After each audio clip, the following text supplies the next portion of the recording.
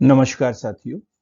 सार्थक पहल बदलाव हमसे में पुनः आप लोगों का एक बार स्वागत है। और सार्थक पहल के माध्यम से चलो बने अर्थशास्त्री मुहिम के अंतर्गत आज मैं लेके आया हूं औद्योगिक नीति।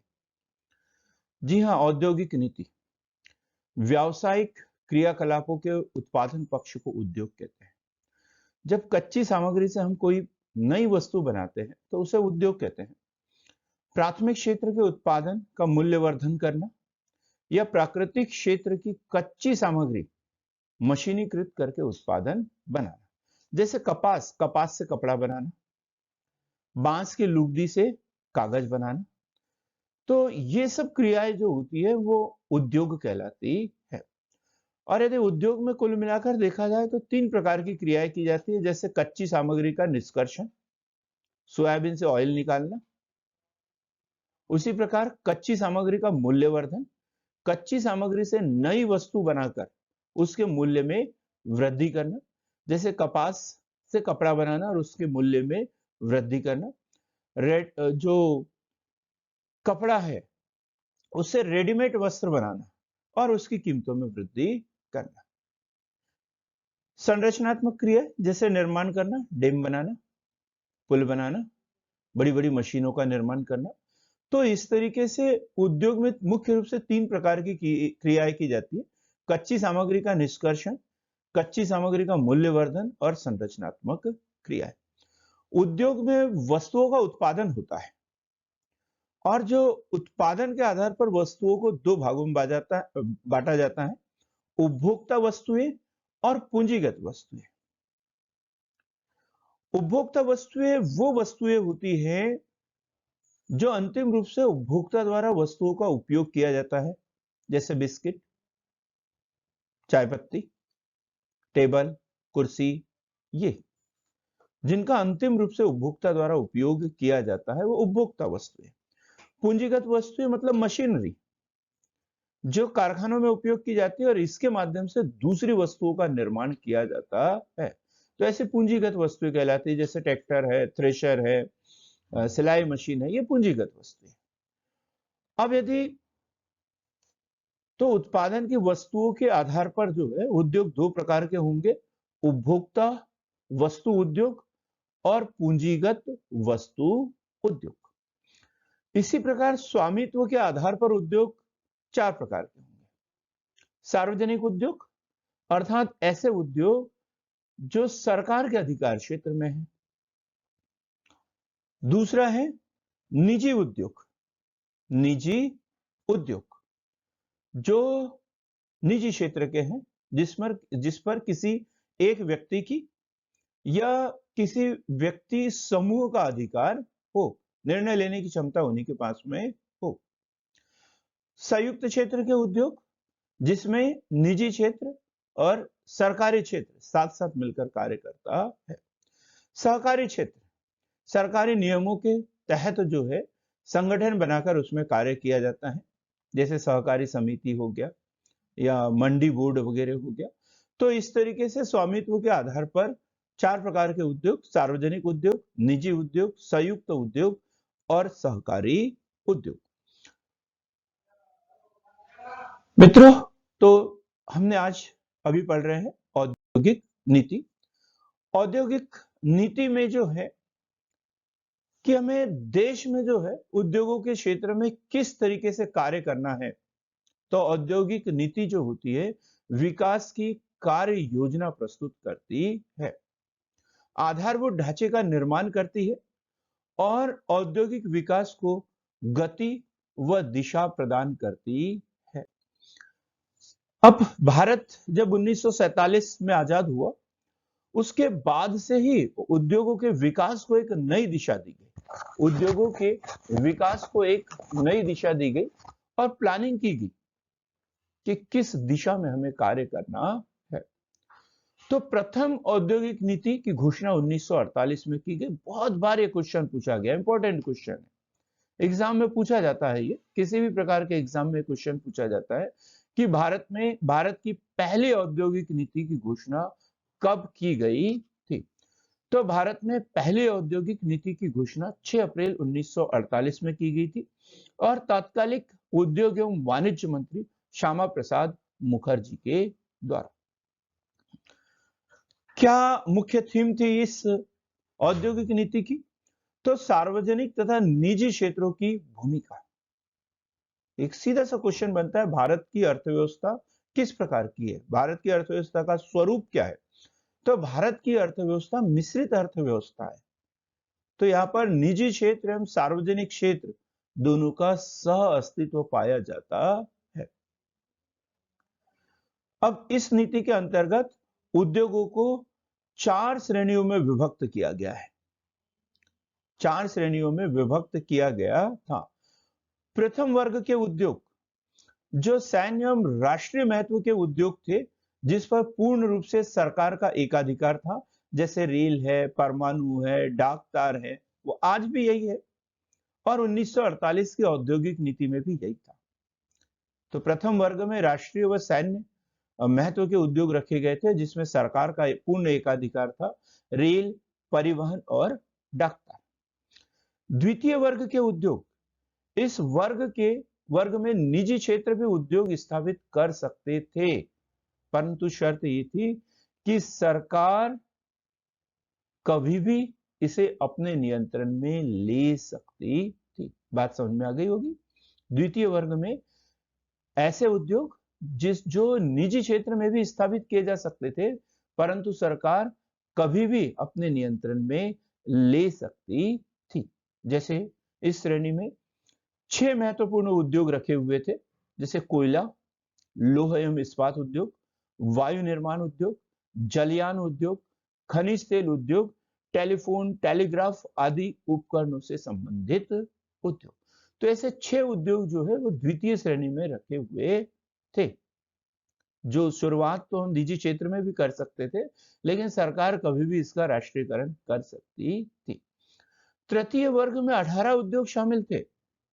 इसमें निजी व सरकारी दोनों क्षेत्रों की उपभोक्ता वस्तुओं, दैनिक वस्तुओं के उद्योग को शामिल किया गया था, जैसे शक्कर उद्योग, वस्त्र उद्योग, कागज उद्योग, सीमेंट उद्योग, पटसन उद्योग, रसायन उद्योग आदि। ये निजी क्षेत्र में भी स्थापित किए जा सकते हैं, सरकारी क्षेत्र में भी स्थापित किए जा सकते थे।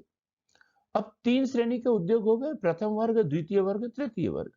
अब चतुर्थ श्रेणी में शेष सभी उद्योग जो छूटे हुए हैं, प्रथम, द्वितीय और तृतीय वर्ग में नहीं है, तो बाकी सारे उद्योग जो है वो चतुर्थ श्रेणी में होंगे और निजी क्षेत्र के लिए पूर्ण रूप से ये उद्योग खुले हुए होंगे। अब हम बात करते हैं द्वितीय औद्योगिक नीति, जो 30 अप्रैल 1956 को घोषणा की गई। द्वितीय औद्योगिक नीति की घोषणा 30 अप्रैल 1956 को की गई और इस समय क्या द्वितीय पंचवर्षीय योजना लागू की गई थी और द्वितीय पंचवर्षीय योजना के समय जो है उद्योगों के ऊपर, बड़े उद्योगों के ऊपर विशेष जोर दिया गया था और इसमें जो है उद्योगों को 3 श्रेणियों में विभाजित किया गया था। प्रथम अनुसूची ए या क जिसे बोलेंगे, द्वितीय अनुसूची ख या बी बोलेंगे, तृतीय अनुसूची ग या सी बोलेंगे। तो प्रथम अनुसूची में इसमें 17 उद्योग शामिल थे। प्रथम अनुसूची में 17 उद्योग, पूरी जिम्मेदारी सरकार की। प्री में, मेंस में, अन्य कई एग्जामों में क्वेश्चन पूछा जा चुका है कि द्वितीय औद्योगिक नीति की घोषणा कब की गई? 30 अप्रैल 1956। द्वितीय औद्योगिक नीति के अनुसार प्रथम अनुसूची में कितने उद्योग शामिल थे? तो 17 उद्योग इसमें शामिल थे और जिसमें पूर्ण रूप से सरकारी नियंत्रण में होते थे, सरकार की जिम्मेदारी होती थी, सरकार का इन पर एकाधिकार होता था।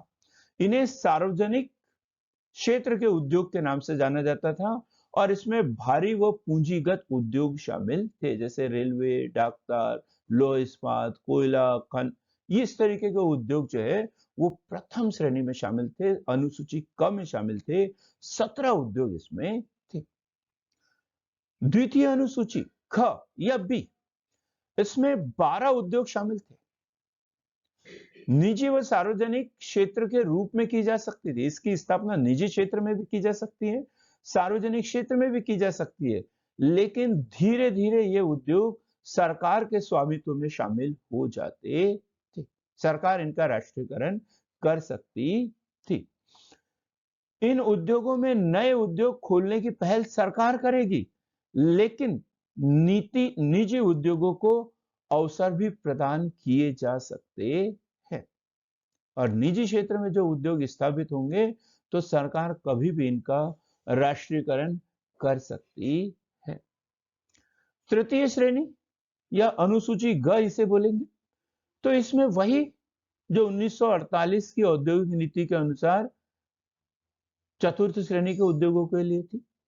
जो ए और बी श्रेणी में शामिल नहीं है, वो सारे के सारे उद्योग जो है वो सी श्रेणी के अंतर्गत आएंगे, और ये जो है निजी क्षेत्र के लिए पूर्ण रूप से खुले हुए रहेंगे।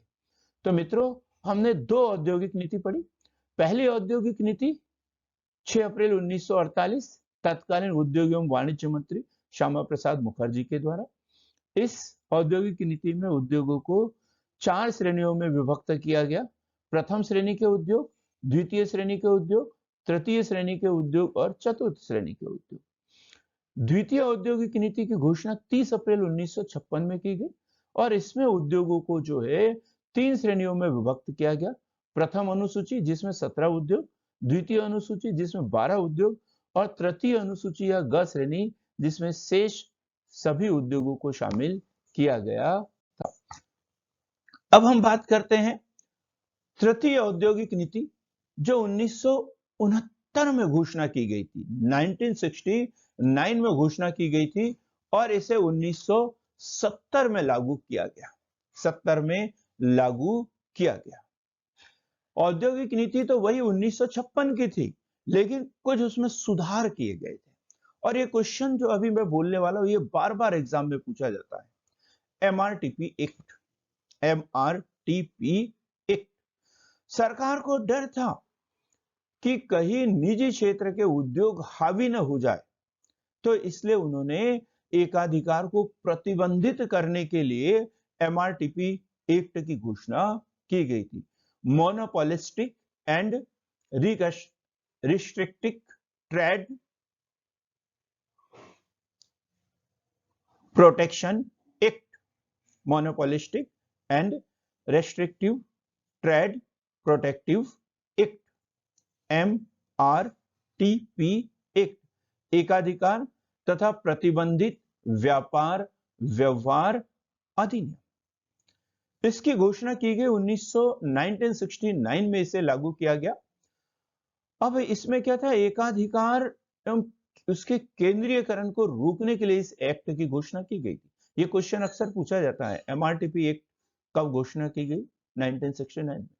कब लागू किया गया? 1970 में। जब 1970 में इसे लागू किया गया तो क्या था, 26 करोड़ या उससे अधिक की संपत्ति वाली कंपनियों को विस्तार के लिए भारत सरकार से अनुमति लेना होता था। भारत सरकार से अनुमति लेना होता था। 1980 में क्या हुआ, ये जो 26 करोड़ की सीमा बढ़ाकर 50 करोड़ कर दिया। 50 करोड़ या इससे अधिक की संपत्ति वाली कंपनी यदि कोई है तो उसे भारत सरकार से अनुमति लेना है। 1985 में एमआरटीपी एक्ट की जो सीमा है वो और बढ़ा दी गई, और इसकी न्यूनतम सीमा जो है 100 करोड़ तक बढ़ाया गया। यदि 100 करोड़ तक की कोई कंपनी है तो उसे सरकार से अनुमति लेना होगा। और 1991 में जब हमने नई औद्योगिक नीति की घोषणा की, जिसे हम अगले वीडियो में पढ़ेंगे, तो 1991 में नई औद्योगिक नीति की घोषणा की गई। एलपीजी मॉडल का लागू किया गया, भारत की अर्थव्यवस्था का वैश्वीकरण किया गया, तो एमआरटीपी एक्ट को ही समाप्त कर दिया गया। 1991 की नई औद्योगिक नीति के तहत एमआरटीपी एक्ट को समाप्त कर दिया गया और इसके स्थान पर CCI, competition commission of India लागू किया